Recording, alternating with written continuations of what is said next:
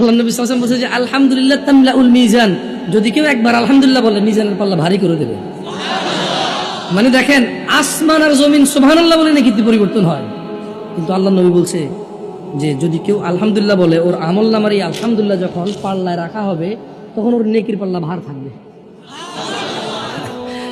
তারপরে তো কেমন আছেন বললে বলা যায় বালা নাই, বালা আছে। দুইটা কথা হয়ে যায়, বালা নাই নিলে বালা আছে, এই তো চলতেছে, যাচ্ছে কোন রকম, আছি কোন রকম, এই তো না। কেমন আছেন, কেমন আছেন? আমি কল করি আপনাকে, কেমন কি করবো এখন? আমি রিং বাজাবো দুইবারের পর আপনার সবাই রিসিভ করবেন জোরে, কেমন? ক্রিং ক্রিং। মাশাআল্লাহ, ওকে ওকে, ঠিক আছে ঠিক আছে, সাহাবাল্লাহ জাযাকুমুল্লাহ খাইর, ভালো নাকি? হ্যালো। আবার রিং করি, কেমন? সবাই একসাথে রিসিভ করবেন, কেমন?